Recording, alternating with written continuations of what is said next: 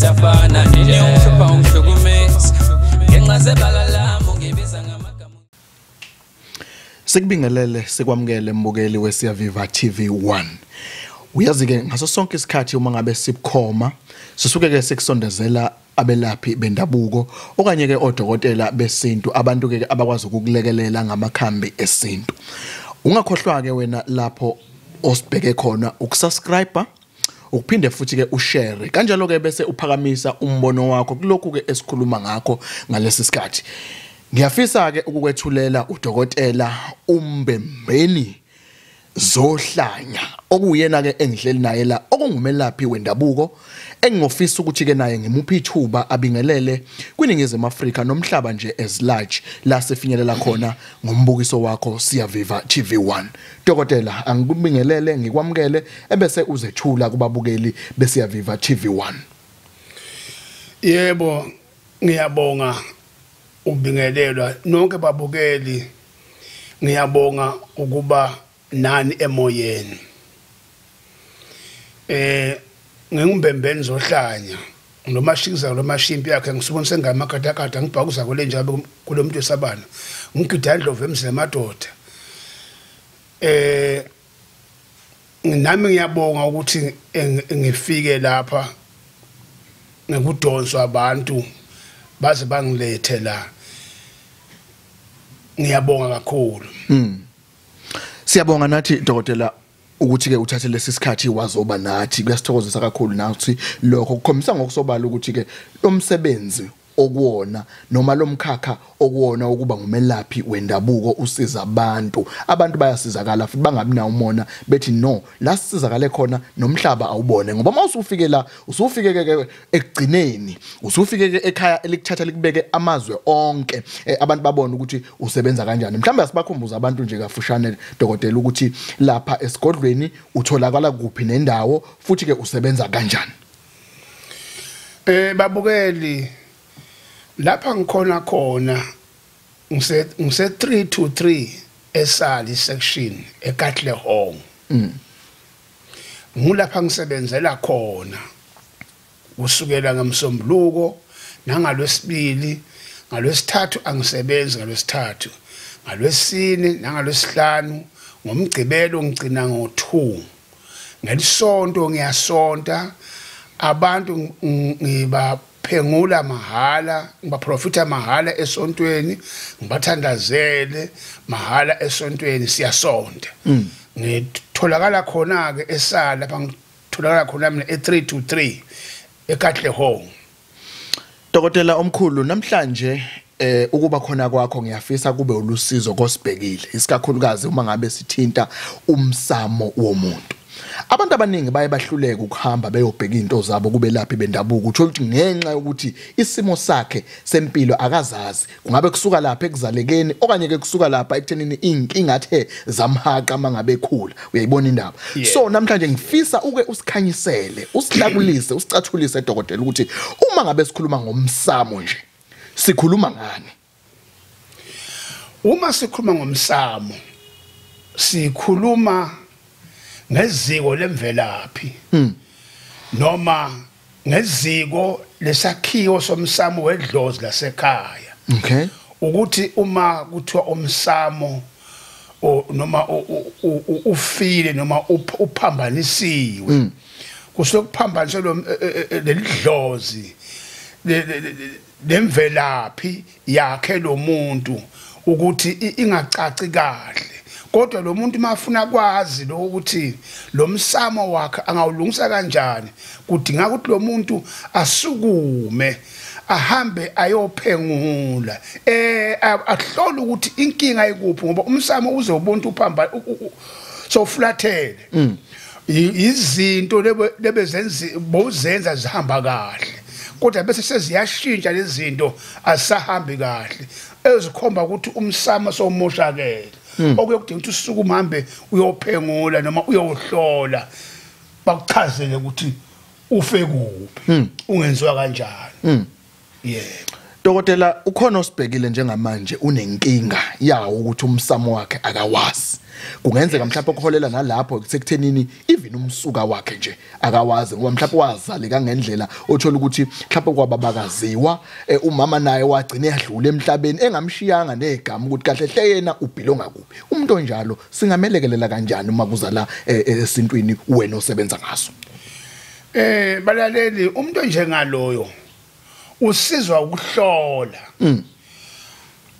One uma ngamazwise mhlawumbe nenakasekho ongathi amqondise ukuthi ukuze kuvele yena wakhubazela kuphi kwaze kwavela yena.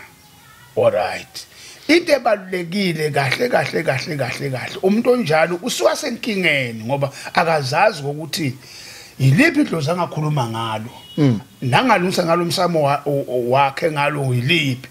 Into ebalulekile ukuthi ahlole. Uma sahlolile kukhwalo ukuthi lomunye umuntu uye ayisemanzini uthola ukuthi umuntu oyisemanzini duze komfula ukuthi ayophahlelwa khona kusungumuntu esingathi kulelizwe lakulo umuntu omzalaka kusiwa lelizwe leli mhlambe kumbe ubuya kulenye icountry kuna drought part kwakhona manje ngoba umfula awulali ubusuku nemini uthi uyahamba uthiwe akahamba uphahla duze komfula ukuze kuzwakale nale kuba kubo kukhona ukuqonda izinto noma kuthiwa akaya entabeni ke awukhanyisa khona kodwa lokho kuvela ekuhloleni. Kukhona nezinye ke izinto angazenza lo muntu ezingadala ukuthi aze aphumelele ngoba injongo nenhloso ukuthi agcina aphumelele. Zihamba kahle akusho ukuthi mangabe awumazi uyihla awumazi inyoko awubazi bakini sokufuna ungalungelwa. Kodwa lokubalekile ukuthi kufanele umuntu alungelwe. Into ebalulekile ukuthi akalungelo umuntu angalungelwa kanjani. Dokotela ngiyafisa sibaphe inombolo zakho la utholakala khona kanjalo ke naso ukuthi isigodlo sikuphi. Isigodlo sikhona eSali e323 eSali. Esinye sikhona eSwazini. Okay, isigodlo la eSali e323 ila ngisebenzela khona eGahle home. Yes. Inombolo zocingo abantu abangakuthola kuzona yi-073 1347 320. Asiphinde dokotela. 073 1347 320. Kunjalo ke izona inombolo umthola kuzona kudokotela lelo ngenzela ukuthi njobe usilandela kule ngxoxo ejule kangaka kube ukuthi nawe uyakwazi ukuthi ke uthathe inxexheba umfonele udokotela mhlawumbe uceciseleke kokunye. Dokotela ke sibheke le uzalwa ke emndenini omkhulu umuntu angakwazi yini ukuyisukumela yena yedwa as an individual noma njengomuntu yena siqo eyolungisa isimo somsamo kodwa bekhona abafuwa ababanye esimene sikanjalo ngoba khona osibhekile mhlawumbe unaleyo nkingi ukuthi ngoba bakhona abafowethu abadala ngoba bakhona odadewethu uthola ukuthi umile kodwa uyayazi inkinga ngoba mhlawumbe seyake yavela. Wenze njani umuntu onjalo uma kuza la kulesimo sokulungiseka komsamo? Ekulungiseni umsamo yinto edinga lo mndeni ngoba ifuna kwenziwa la ekhaya. Kukhona kaloku ukuthi ke lo msamo kuphanjaniselwe wena.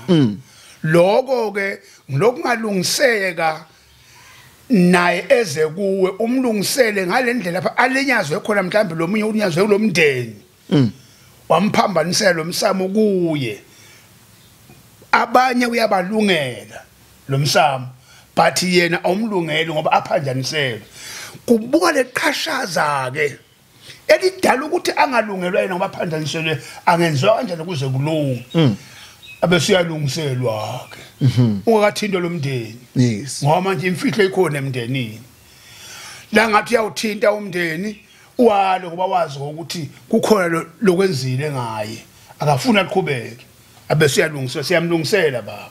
Siyamlungisela. Ngamanye amazwi udokotela uthi ke umandla kakhulu ekuthenini abantu abaneyinkinga zokuthi ke bafisa ukulungisela umsamo bangasondela esigodlweni sakho.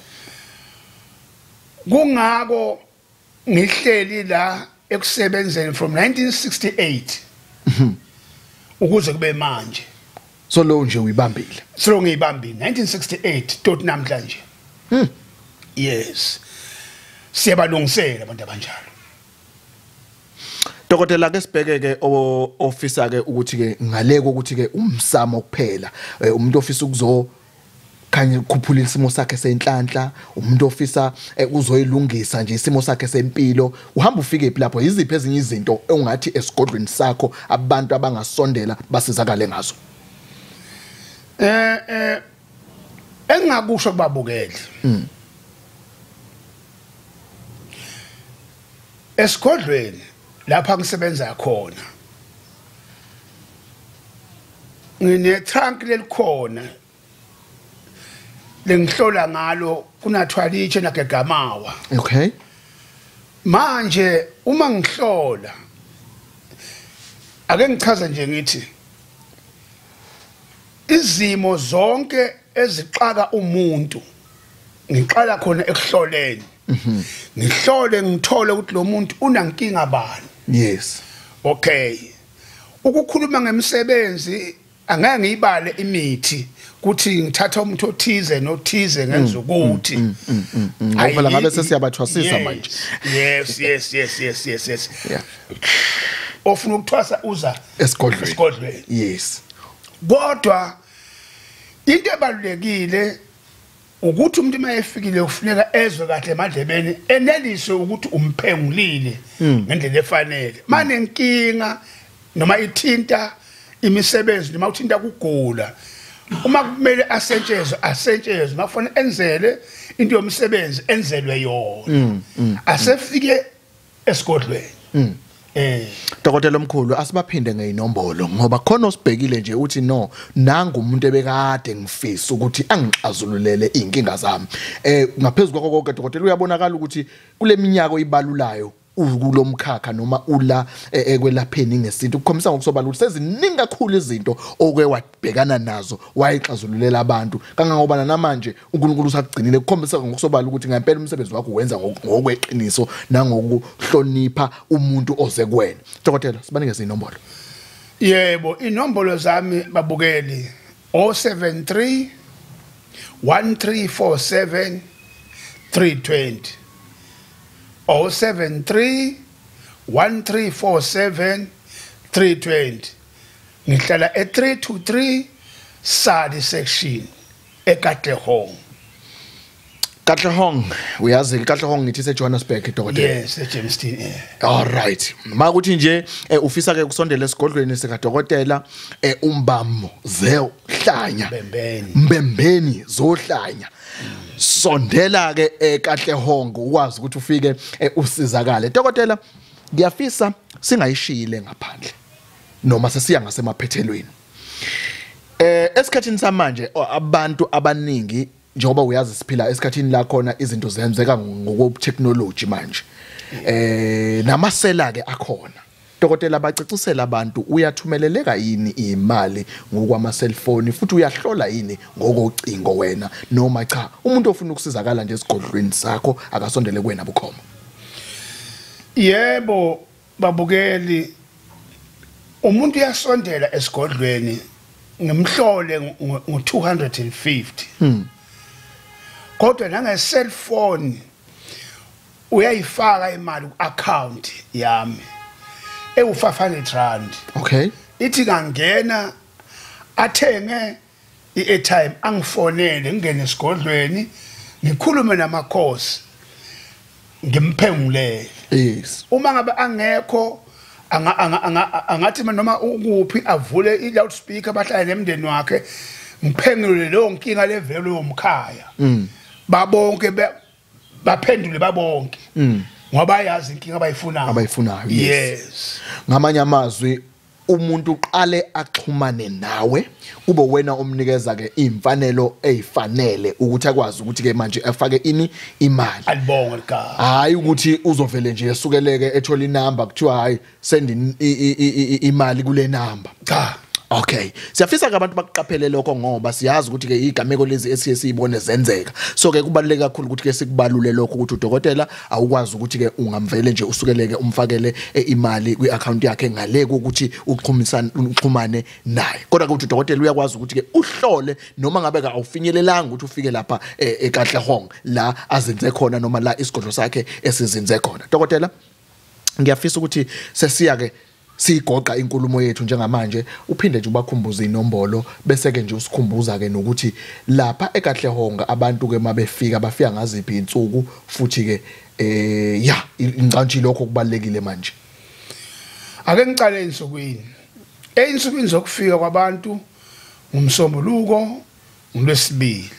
Ngalwesithathu sengibuka ukuthi labanye labazawubuya labe baphengulwa ngayilungisa kanjani izinto zabo ukuthi umuntu ababuya bakuthole kulungile angisebenzi ngalwesithathu.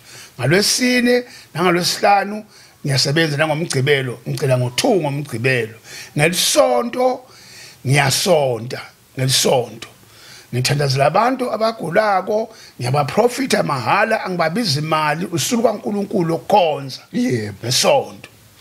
Inamba zami eze cellphone u073 1347 320 073 1347 320. Izona inombolo ke ozomthola ke kuzona udokotela. Okwakho ke ungakhohlwa subscriber uphinde ke ushare lo mbukiso. Futhi ngawuphakamisa nombono wakho. Thina ke njengethimba siyaviva TV1 ubhedleza imizi amanye amadoda amaqede ke kuvuko wakhe bathi usipho owakaphoseka ngithi ke mina uNkulunkulu athela umusa. Siyaviva awuboni kumnandi siyaviva no imfihlo siyaviva awubeke kumnandi siyaviva no imfihlo siyaviva uya kumnandi siyaviva no imfihlo andile umenjalo qhawe lethu andile mdaka ngobo umenjalo qhawe lethu andile wemdaka ngobo umenjalo qhawe lethu awubuke nje siyaviva awuyazi kumnandi siyaviva no imfihlo